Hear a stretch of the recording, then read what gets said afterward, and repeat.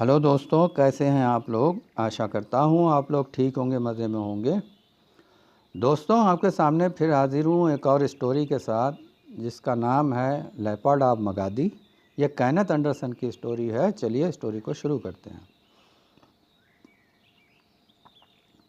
हम बेंगलोर में रहते हैं, जो बंगाल की खाड़ी के पश्चिमी किनारे और अरब सागर और मद्रास के पूरब में मौजूद मंगोर के बीच खींचे जाने वाली सीधी रेखा पर पड़ता है और सतह समंदर से इसकी ऊंचाई 3000 फीट है। बेंगलोर के रहने वाले लोग इसके मौसम को कभी नहीं भूल सकते, क्योंकि यहाँ का मौसम ना तो बहुत गर्म है, ना बहुत ठंडा, ना तो यहाँ पर बहुत ज़्यादा बारिश होती है और ना ही सूखा पड़ा रहता है।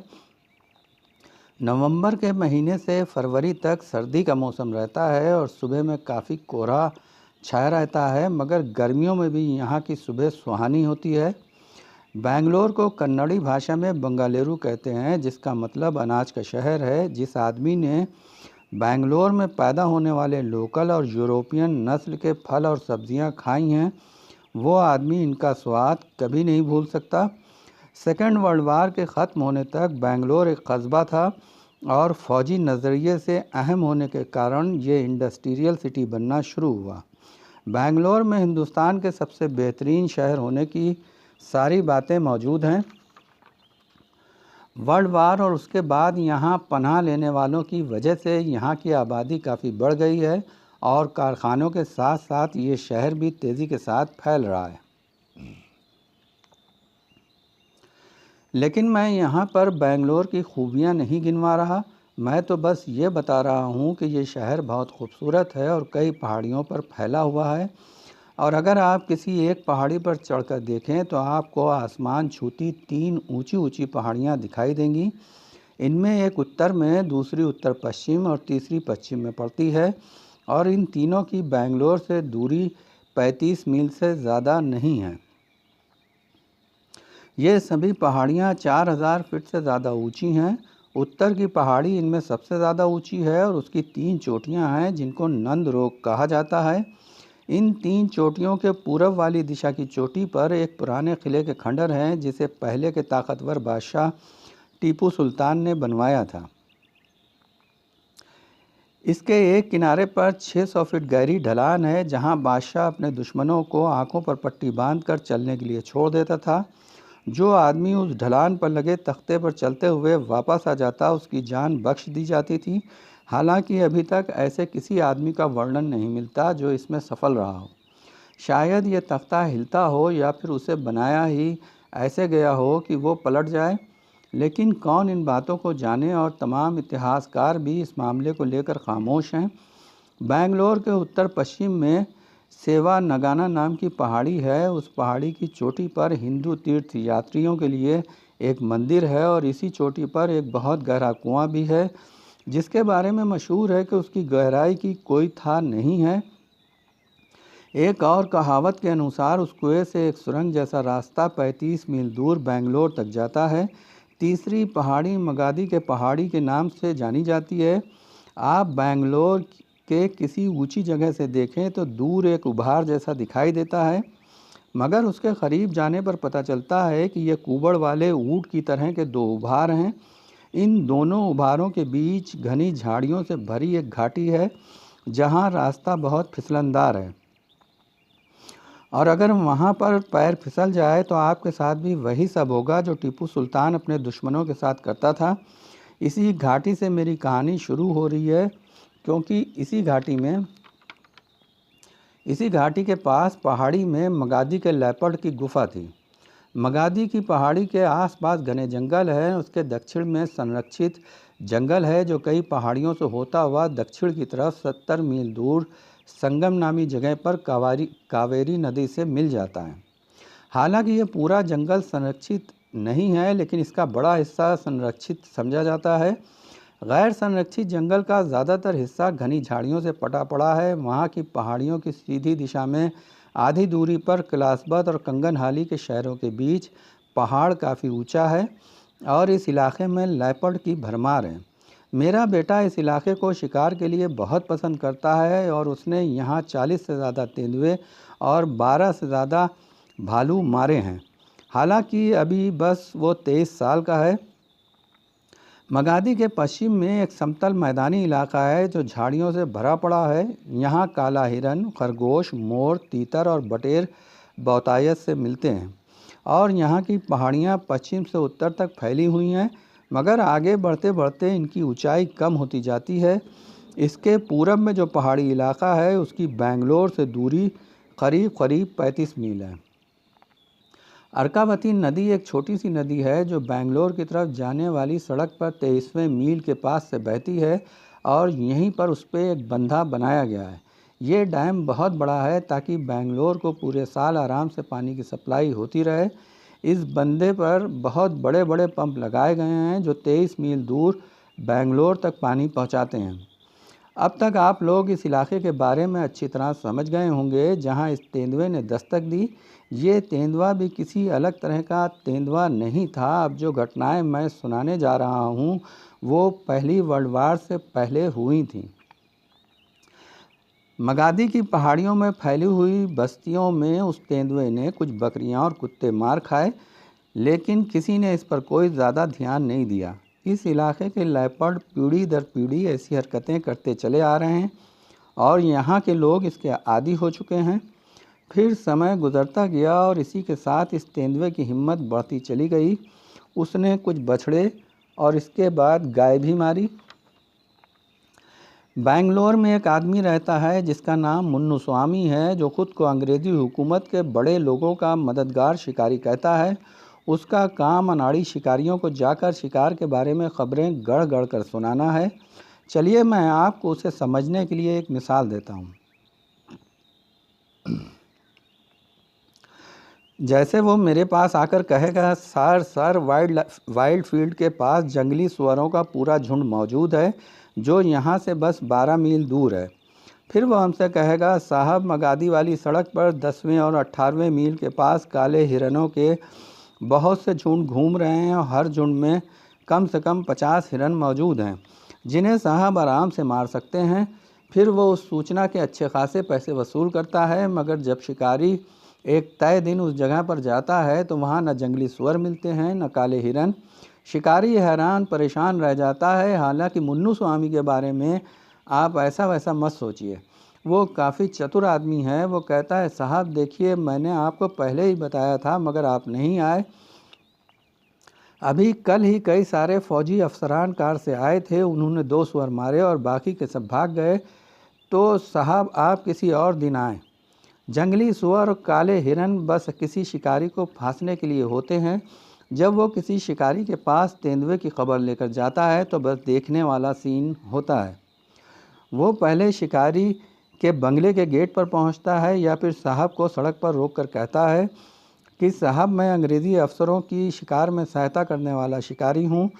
मैं साहब को काले हिरन, जंगली सुअर, मोर, खरगोश, तीतर और हरियल दिखाता हूँ। या फिर अगर साहब को मुर्गाबियाँ पसंद आएँ तो वो दिसंबर और क्रिसमस के मौके पर यहाँ बहुत आती हैं। अगर साहब को बहुत बड़ा तेंदुआ मारना है तो वो मैं ला सकता हूँ यहाँ से 15 मील दूर कंगनहाली में।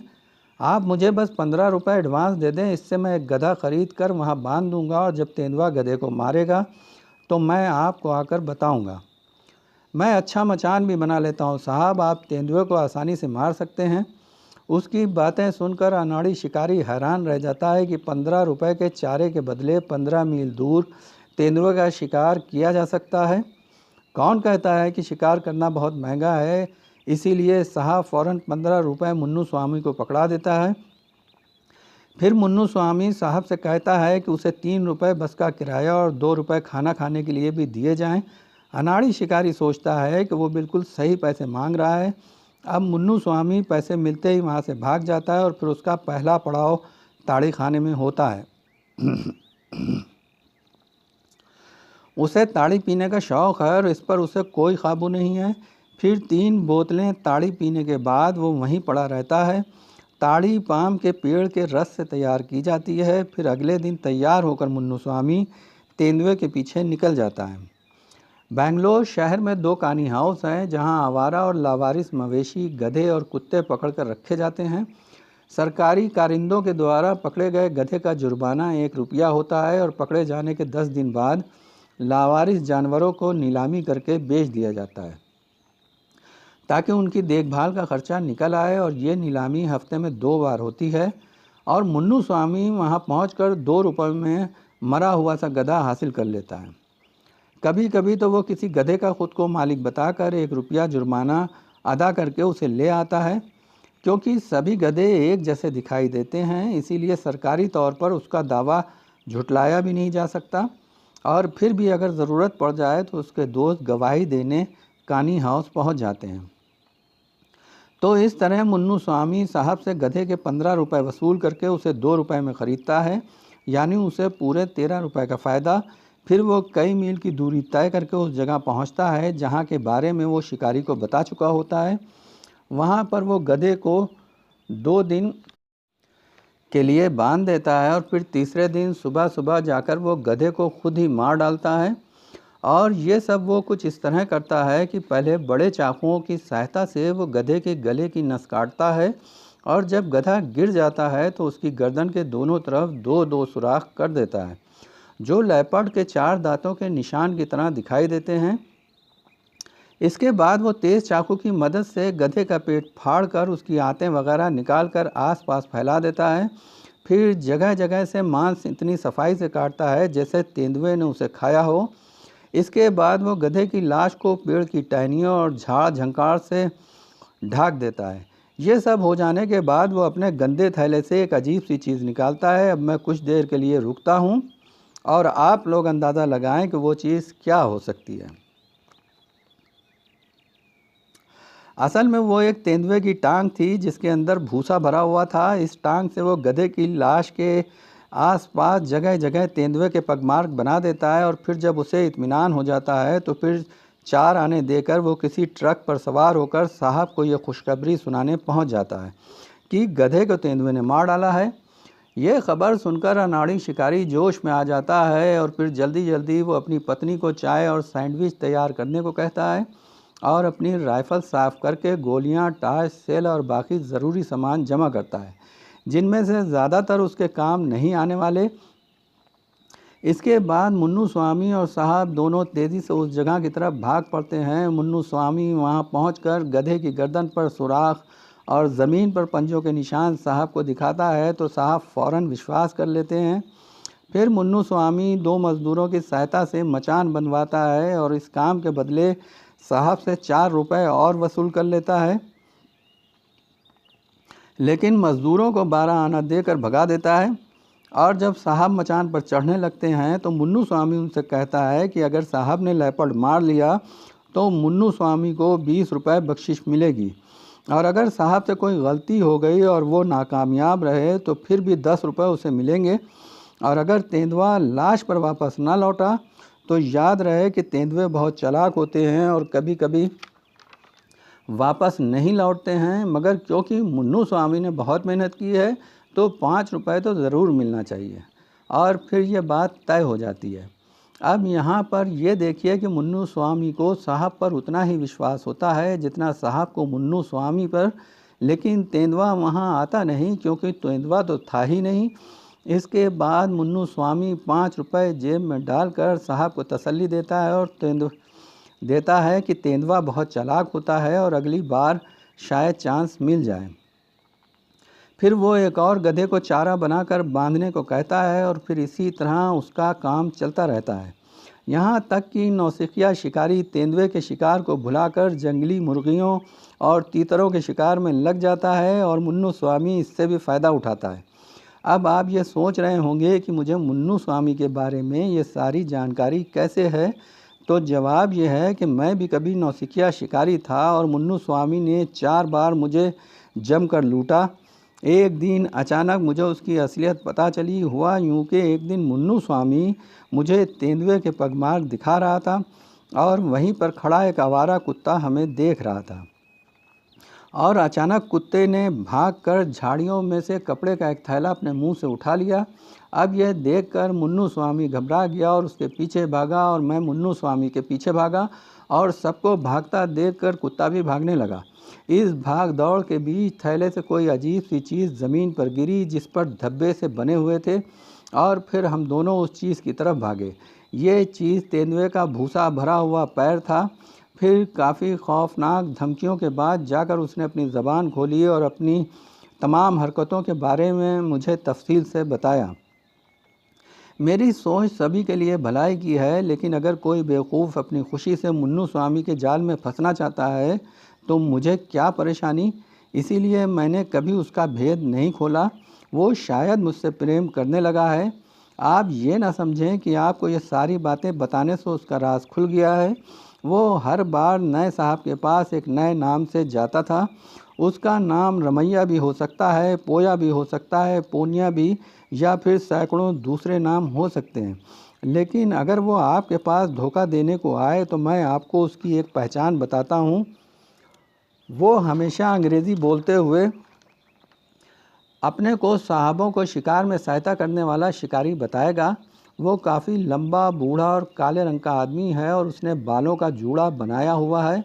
उसकी आंखें बाहर की तरफ निकली हुई हैं और चाहे उसने टोपी पहनी हो, धोती या पगड़ी या लंगोटी या फिर नेकर, और चाहे वो अपना नाम जैक या जॉन्स ही क्यों ना बताए, आपके लिए यही अच्छा है कि अपना पर्स किसी सुरक्षित जगह छुपाकर उसे फ़ौरन भगा दें, क्योंकि ये बंदा मुन्नू स्वामी के अलावा और कोई नहीं हो सकता। जब मैं उस आदमी के बारे में बात कर रहा हूँ तो आपको लग रहा होगा कि मैं कहानी से दूर चला गया हूँ, लेकिन ऐसा बिल्कुल नहीं है, क्योंकि मुन्नू स्वामी ने इस कहानी में एक अहम रोल अदा किया है। और वैसे भी इस दिलचस्प आदमी के बारे में जानकर किसे बुरा लगेगा। किसी तरह मुन्नू स्वामी को पता चल गया कि मगादी का ये तेंदुआ मवेशियों को मार रहा है।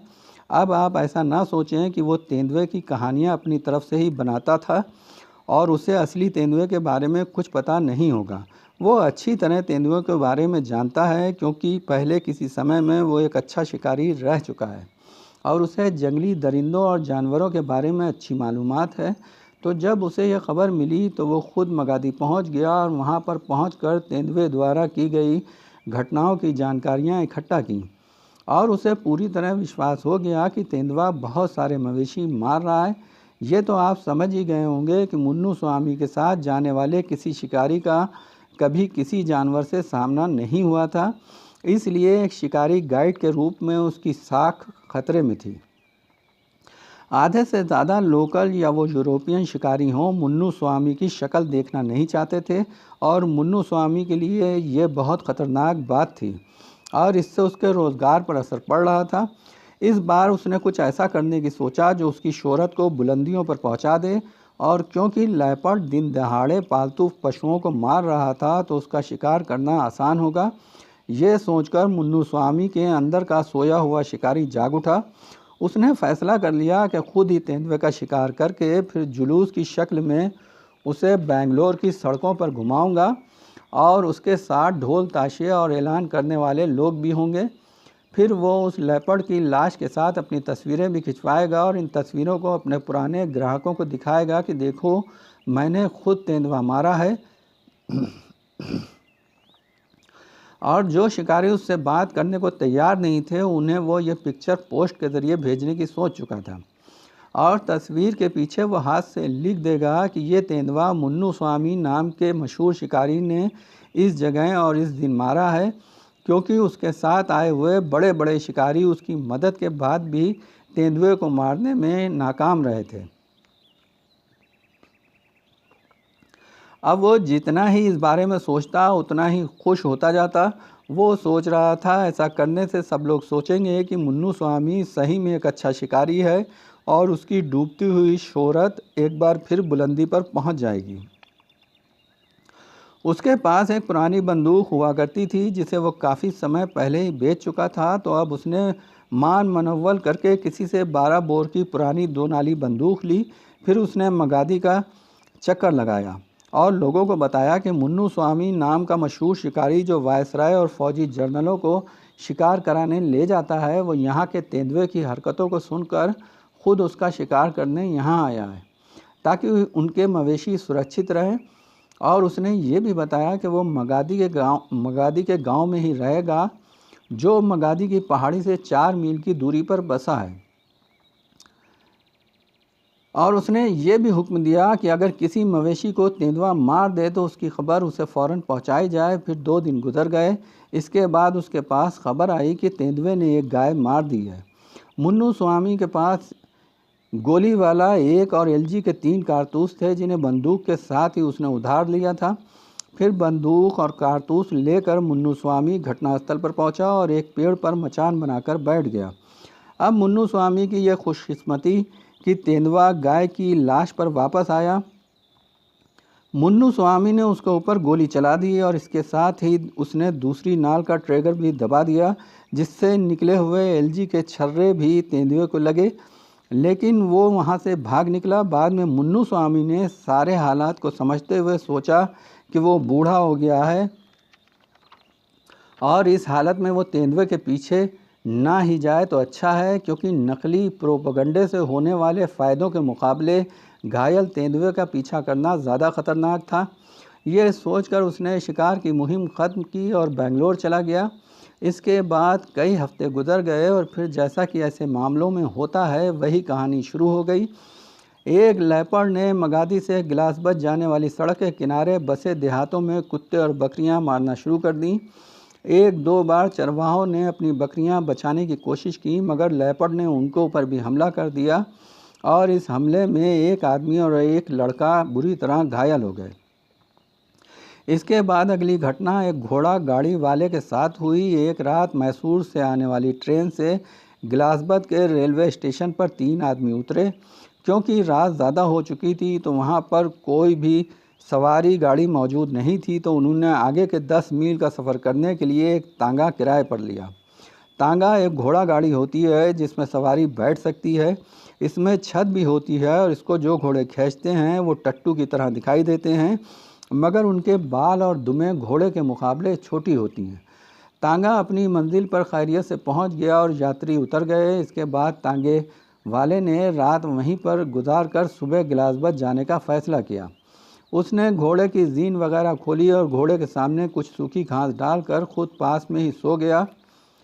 घोड़े ने वो घास ख़त्म की और दूसरी घास की तलाश में गांव की गलियों में फिरने लगा। फिर इसी तरह घूमते घामते घोड़ा गांव से बाहर निकल गया। गांव ज़्यादा बड़ा नहीं था। फिर अचानक गांव की आखिरी झोपड़ी के पीछे से एक जानवर बाहर आया और उसने छलांग लगाकर घोड़े की गर्दन पर हमला किया।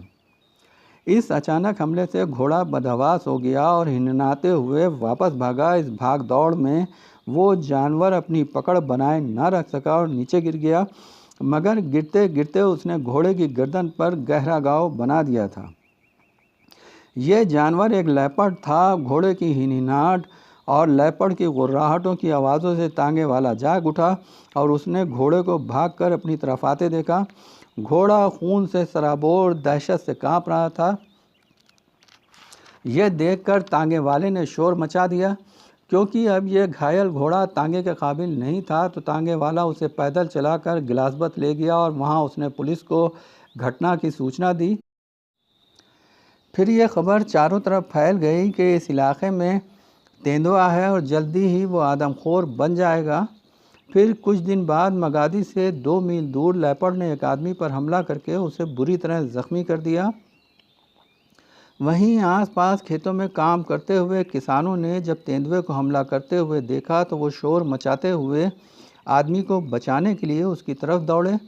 किसानों को अपनी तरफ आता देखकर तेंदुआ उस आदमी को छोड़कर भाग गया, मगर तेंदुए ने उसे बुरी तरह काटा था और अपने पंजों से उसके शरीर में गहरे जख्म बना दिए थे। तो किसान उसे उठाकर मगादी पहुँचे। मगादी में एक छोटा सा हॉस्पिटल था जहां उन्होंने उसे एडमिट करा दिया।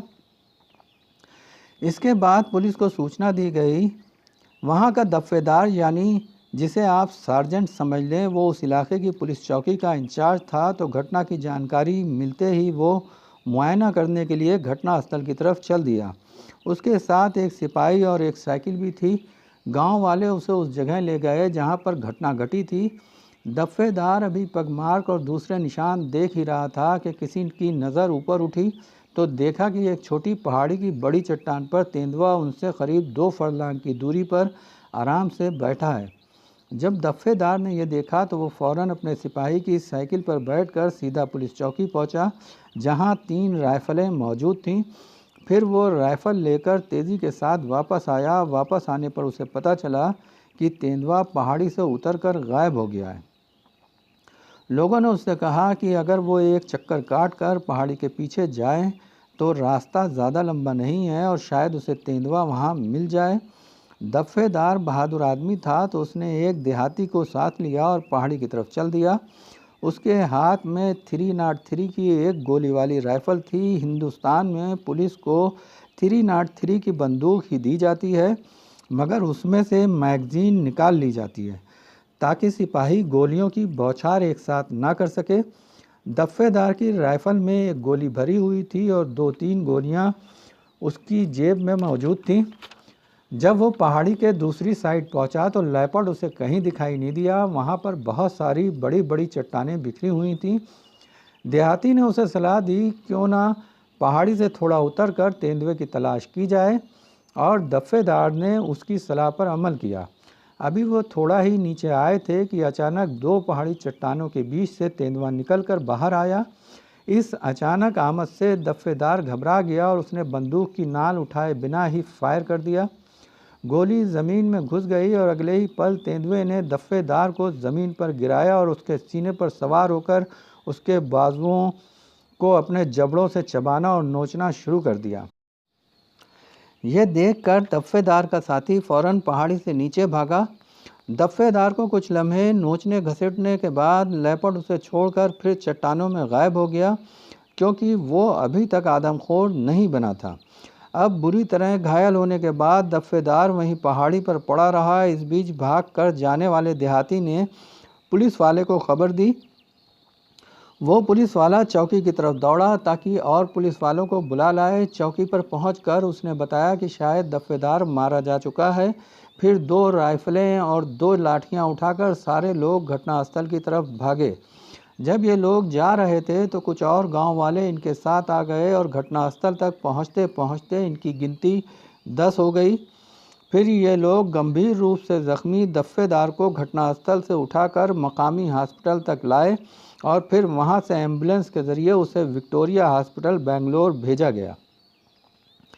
अब तक चारों तरफ तेंदुए के सभी हमलों की खबरें फैल चुकी थीं, मगर जब पुलिस का एक आदमी तेंदुए के हमले में बुरी तरह ज़ख्मी हुआ तो पुलिस ने काफ़ी तेज़ी दिखाई और जल्दी ही उन्हें पता चल गया कि इस सारी परेशानी की जड़ कौन है। अब इस घटना के बाद मेरा पुराना दोस्त मुन्नू स्वामी कहानी में एक बार फिर एंट्री करता है। पुलिस ने अपनी तफ्तीश के बाद उसे गिरफ्तार कर लिया। उसके खिलाफ गवाह मौजूद थे कि उसने मचान बनाकर तेंदुए के शिकार की कोशिश की थी, और गवाहों ने यह भी बताया कि तेंदुआ काफ़ी ज़ख्मी हुआ था। तो मुन्नू स्वामी के पास बंदूक होना चाहिए, तो क्या उसके पास बंदूक है? और अगर है तो क्या लाइसेंसी है? और अगर गैर लाइसेंसी बंदूक है तो वो उसके पास कहाँ से आई? क्या उसने किसी से ली थी? कब से उसके पास थी? कहाँ? क्यों? और अगर उसके मालिक के पास लाइसेंस है तो उसने कितने कारतूस लिए थे? बहुत ज़्यादा सवाल थे और मुन्नू स्वामी का बुरा समय शुरू हो गया था। फिर उसके ऊपर पुलिस ने अनगिनत इल्ज़ामात लगा दिए और अगर दफ़्फ़ेदार मर गया तो उसके ऊपर इल्ज़ाम क़त्ल की धारा भी जोड़ दी जाएगी, और इतने सारे इल्ज़ाम की वजह से उसे अपनी बाकी की ज़िंदगी जेल में ही बितानी पड़ सकती है। मुन्नू स्वामी ने मान मनव्वल करके पुलिस के साथ समझौता करने की कोशिश की। उसने पुलिस से कहा कि वो अगले 4 दिन में तेंदुए को मारकर उसकी लाश पुलिस के हवाले कर देगा, और अगर वो ऐसा करने में कामयाब नहीं हुआ तो फिर पुलिस की मर्ज़ी, वो चाहे जैसा उसके साथ बर्ताव करे।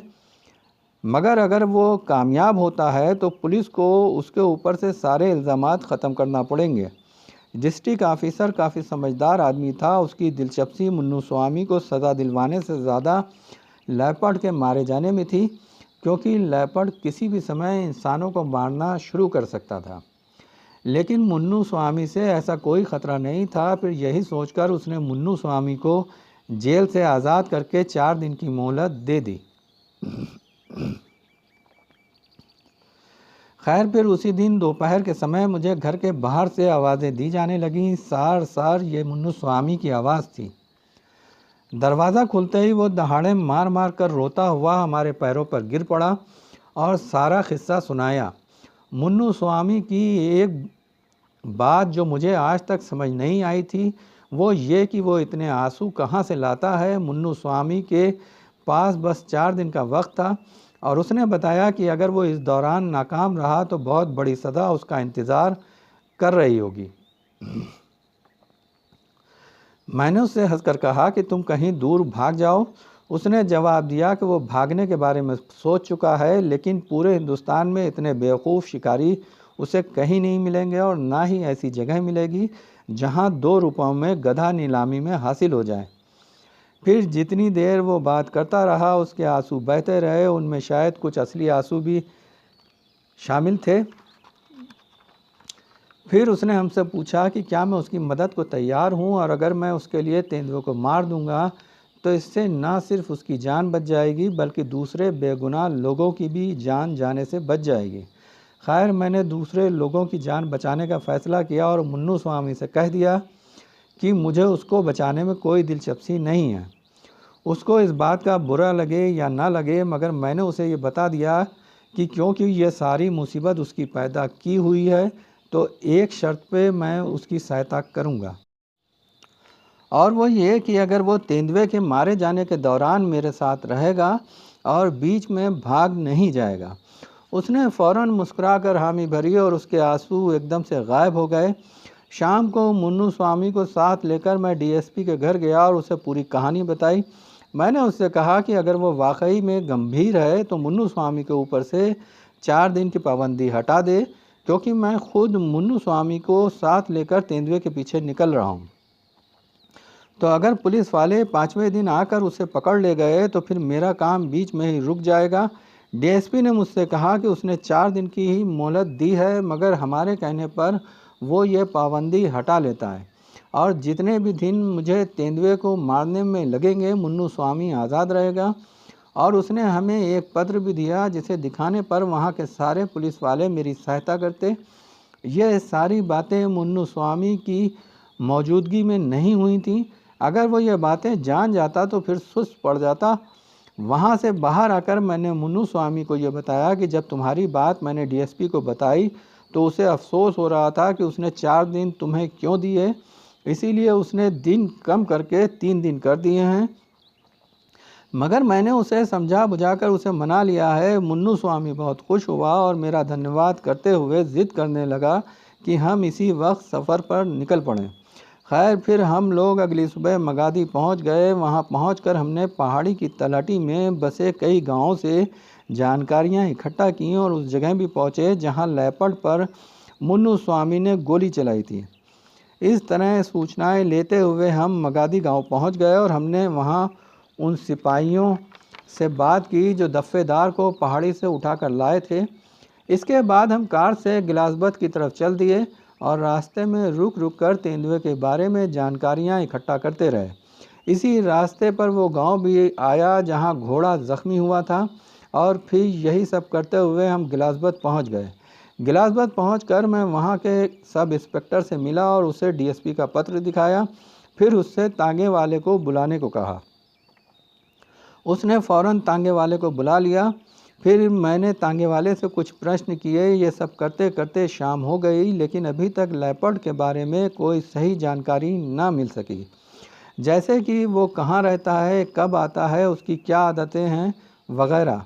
हालांकि मुझे कोई जल्दी नहीं थी, लेकिन मुन्नू स्वामी को ऐसा लग रहा था कि जैसे उसके जीवन के बस 3 दिन शेष बचे हैं। इसके बाद हम मगादी वापस लौट आए और वो रात मुसाफिर बंगले में गुजारी। अगली सुबह हमारे पास एक दुबला पतला सा आदमी आया और कहने लगा कि वो मगादी की पहाड़ियों से शहद जमा करके जीवन यापन करता है और जड़ी बूटियां भी इकट्ठा करता है, और अगर मौका मिल जाए तो वो तीतर बटेर और खरगोश का शिकार भी कर लेता है। वो कहने लगा कि उसे एक रात पहले हमारे यहाँ आने की खबर मिली थी और ये भी पता चला कि हम तेंदुए के बारे में पूछताछ कर रहे हैं, इसीलिए वो हमें बताना चाहता है कि वो लेपर्ड के रहने की जगह करीब करीब सही से जानता है कि तेंदुआ मगादी के पहाड़ पर किस जगह रहता है। हमने उससे बहस की कि तुम कैसे जानते हो कि वो कहाँ रहता है, तो उसने जवाब दिया कि कुछ हफ्ते पहले वो मगादी की पहाड़ियों पर जड़ी बूटियाँ जमा कर रहा था कि उसने वहाँ पर एक खून की लकीर देखी। अब उसने उस लकीर का पीछा किया तो देखा कि ये खून की लकीर के साथ साथ एक तेंदुए के पंजों के निशान भी उसी दिशा में जा रहे हैं। अब उसमें आगे जाने का साहस ना था, क्योंकि उसे पता था कि एक रात पहले तेंदुए को किसी ने घायल किया था। वो एक गुफ़ा को जानता था जिस पर कई सारे शहद के छत्ते थे और अक्सर वो उनसे शहद निकालता था। अभी 2 दिन पहले जब वो वहाँ गया तब उसे दफ़ेदार के ज़ख्मी होने का पता नहीं था। अभी वो गुफ़ा से कुछ दूर ही था कि उसे गुफ़ा की तरफ से किसी तेंदुए के गुर्राने की आवाज़ें आईं और उसे 1 हफ़्ता पहले देखे गए खून के निशान फ़ौरन याद आ गए। वो शहद का ख़्याल फेंक कर फ़ौरन वहाँ से रफूचक्कर हो गया। उसने जो कुछ हमें बताया वो काफ़ी अहम था। अब मैंने उससे कुछ और प्रश्न किए। इसके बाद वो आदमी मुझे गुफ़ा तक ले जाने के लिए भी राज़ी हो गया, मगर उसने बताया कि क्योंकि रास्ता कांटेदार झाड़ियों से पटा पड़ा है तो कम से कम 1 फरलांग तक हमें झाड़ियों में रेंग कर जाना होगा। मैंने फ़ौरन हामी भरी। इसके बाद मैंने मुन्नू स्वामी से कहा कि वो तैयार हो जाए। वो ज़रा भी नहीं डरा, क्योंकि पुलिस वालों ने उसे इतना ज़्यादा डरा दिया था कि वो तेंदुए से ज़्यादा पुलिस से खौफज़दा था। अब मैं दिन की गर्मी होने का इंतज़ार करने लगा और इस बीच अपना नाश्ता निपटाया। वजह यह थी कि दिन की गर्मी की वजह से लेपर्ड गुफ़ा में आराम से सो जाए, क्योंकि अगर हम जल्दी पहुंच गए तो तेंदुआ हमारे आने का सुराग पाते ही वहां से गायब हो सकता था। सुबह 10 बजे हमने बंगला छोड़ दिया और 15 मिनट के अंदर अंदर हम उस घाटी के सामने पहुंच गए जहां से पहाड़ियां शुरू होती थीं। हमारे गाइड का नाम इल्ली मिट्ठू था। घाटी के सामने पहुंचने के बाद इल्ली मिट्ठू ने कहा कि हमें कार यहीं पर छोड़ देनी चाहिए। इसके बाद हमने कार ले जाकर एक पेड़ की छांव में खड़ी कर दी और अपनी राइफ़ल चेक करने लगा कि वो सही काम कर रही है। इसके बाद हम लोग गुफ़ा की तरफ आगे बढ़े। क्योंकि पहाड़ी सड़क से 2 मील दूर है तो हम उसकी घाटी में आगे बढ़ रहे थे, मगर घाटी घने पेड़ों और झाड़ियों की वजह से हमें पूरी तरह दिखाई नहीं दे रही थी। हालांकि पहाड़ी की दोनों चोटियां साफ साफ नज़र आ रही थीं। फिर 1 घंटे की मुश्किल चढ़ाई के बाद हम कांटेदार झाड़ियों तक जा पहुँचे। यहीं पर इल्ली मुट्ठू ने हमें इशारा करके कुछ दूर झाड़ियों में मौजूद एक सुराख दिखाया, जहां से हमें ज़मीन पर रेंग कर आगे बढ़ना था। विश्वास करिए 1 फरलांग की यह दूरी तय करना बहुत मुश्किल था। खैर किसी तरह पसीने में नहाए हुए जब हम बाहर निकले तो हमारे जिस्म से कांटे चुभने की वजह से जगह जगह से खून निकल रहा था। इल्ली मुट्ठू सबसे आगे था, मैं उसके पीछे और मेरे पीछे मुन्नू स्वामी। हमारे कपड़े बुरी तरह फट चुके थे। झाड़ियाँ ख़त्म होने के बाद पहाड़ियाँ शुरू हो गई थीं और चारों तरफ बड़े बड़े पत्थर नज़र आ रहे थे। वहाँ काफ़ी सारी कई फीट ऊंची घास उगी हुई थी। इल्ली मुट्ठू कहने लगा कि यहाँ से वादी के 3/4 हिस्से के बाद बाईं तरफ वो गुफ़ा है जहाँ लेपर्ड हो सकता है। वो जगह कुछ ऐसी थी कि अगर तेंदुआ कुछ कदम दूर भी होता तो दिखाई ना देता, और एक तेंदुआ तो छोड़िए अगर बहुत सारे शेर भी होते तो नज़र ना आते। अब यहाँ से मैंने इल्ली मुट्ठू को पीछे कर दिया और मैं आगे हो गया। फिर मैंने सोच समझकर अपनी दाईं तरफ से आगे बढ़ना शुरू किया, क्योंकि अगर बाईं तरफ की पहाड़ी गुफा या छुपने की जगह से तेंदुआ हम पर हमला करता तो हमें अपनी सुरक्षा का वक्त मिल जाता। फिर चलते चलते हम गुफ़ा के सामने पहुंच गए। पहाड़ी की एक चट्टान गुफ़ा पर झुकी हुई थी और गुफ़ा के ऊपर कई जगह शहद की मक्खी के छत्ते दिखाई दे रहे थे। हालांकि वहां पड़े हुए बड़े बड़े पत्थरों की वजह से गुफ़ा के अंदर दिखाई नहीं पड़ रहा था। इनमें बहुत से पत्थर तो पहाड़ी के ऊपर से नीचे लुढ़क कर आए थे। फिर हमें ऐसा महसूस हुआ कि जैसे कोई जानवर गुर्राया हो। इल्ली मुट्ठू ने मेरा हाथ पकड़ लिया। मैंने ये आवाज़ पहले ही सुन ली थी और मेरा ख्याल ये था कि यह आवाज़ लेपर्ड की भी हो सकती है और भालू की भी। मैं फ़ौरन रुक गया और सावधानी के साथ उस आवाज़ पर गौर करने लगा। ये आवाज़ या तो मेरे सामने मौजूद गुफ़ा से आई थी या उसके आसपास से। अब हमारे सामने 2 रास्ते थे। मैं या तो गुफ़ा में दूर से पत्थर फेंकता या सीधा गुफ़ा की तरफ बढ़ जाता, लेकिन मुझे यूं आगे बढ़ना ठीक नहीं लगा, क्योंकि तेंदुआ ऊपर था और नीचे की तरफ भागते हुए उसकी रफ्तार बहुत तेज़ हो जाती, और अगर मैं उसे चट्टानों और झाड़ियों की वजह से अपनी तरफ आता हुआ ना देख पाता तो ख़तरनाक हालात पैदा हो जाते। तो मैंने इल्ली मिट्ठू और मुन्नू स्वामी से कहा कि वो गुफा की तरफ पत्थर वगैरह फेंकें, मगर इसका कोई फ़ायदा ना हुआ और लोडेड राइफ़ल को थामे हुए मैं किसी हलचल का इंतज़ार करने लगा। इसके बाद मेरे साथियों ने और पत्थर फेंके, मगर कुछ फ़ायदा नहीं। एकाएक मुझे अपनी दाईं तरफ की घास में थोड़ी सी हलचल दिखाई दी, जो गुफा तक फैली हुई थी और उसके किनारे से शुरू हो रही थी। हवा भी इस घास को हिला सकती थी और किसी जानवर की हरकत से भी ऐसा हो सकता था। हालांकि ये बात मुझे मालूम थी कि ये जानवर भालू नहीं हो सकता। दक्षिणी भारत में पाया जाने वाला भालू काले रंग का होता है और भूरे रंग की घास में काला भालू फौरन दिखाई पड़ जाता है, और ना तो भालू इस तरह छिपकर कहीं आ जा सकता है, और यह बहुत सीधा साधा जानवर होता है। भालू या तो सीधा हमला करता है या फिर भाग जाता है। काफ़ी गौर करने के बाद मुझे घास में कुछ धब्बेदार चीज़ दिखाई दी, जो गुफा के ऊपर वाली चट्टान पर पहुंच चुकी थी। फिर वो वहीं पर रुककर हमारी तरफ देखने लगी, मगर उसका चेहरा या सर मुझे साफ साफ दिखाई नहीं दे रहा था। मेरे पास बस कुछ लम्हों का वक्त था, इसके बाद ये जानवर वहाँ से रफूचक्कर हो जाता। मैंने फ़ौरन उस जानवर का निशाना लिया और धीरे से गोली चला दी। गोली लगते ही तेंदुआ सीधे हवा में उछला और खलाबाजियाँ खाता हुआ ढलान पर गिरा और झाड़ियों में गायब हो गया। फिर मैं एक बड़ी चट्टान पर चढ़ गया, मगर कुछ नज़र ना आया। 10 मिनट इंतज़ार करने के बाद मैं मुन्नू स्वामी और इल्ली मिट्ठू को छुपने का इशारा करके आगे बढ़ा और एक से दूसरे पत्थरों पर छलांग लगाते हुए हमने उसकी खोजबीन शुरू की। हालांकि यह सब करना बेकार रहा, क्योंकि तेंदुआ दम तोड़ चुका था। मेरी राइफ़ल की गोली उसकी गुद्दी से दाखिल होकर उसकी खोपड़ी में धंस चुकी थी। मुआयना करने पर पता चला कि मुन्नू स्वामी की बंदूक की गोली उसकी कमर से होती हुई कंधों से बाहर निकल गई थी, जिसकी वजह से गोली का सुराख काफ़ी बड़ा था और उसमें कीड़े पड़ गए थे। उसकी खाल में एलजी के 2 छर्रे भी धंसे हुए थे। हालांकि वो ज़ख्म ठीक हो रहे थे, लेकिन गोली वाला घाव जानलेवा होता। ये तेंदुआ औसत कद काठी का था और उसकी लंबाई 7 फीट से कुछ कम थी।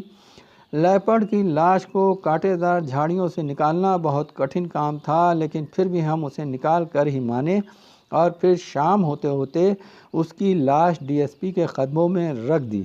डीएसपी से मिले हुए हमें अभी 2 दिन भी नहीं हुए थे कि तेंदुआ मारा गया था। इससे वो बहुत खुश था और मुन्नू स्वामी की भी जान में जान आ गई थी। दोस्तों, ये स्टोरी यहाँ पर ख़त्म हुई। उम्मीद करता हूँ कि आप लोगों को पसंद आएगी, और फिर यही कहता हूँ कि जब स्टोरी सुन लिया करिए उसके बाद लाइक कर दिया करिए और अपने दोस्तों के साथ इसे शेयर किया करिए। तो चलिए दोस्तों, आपके साथ फिर मुलाकात होगी कि किसी दूसरी स्टोरी के साथ। तब तक आप लोग खुश रहें, आबाद रहें। जय भारत, जय हिंद।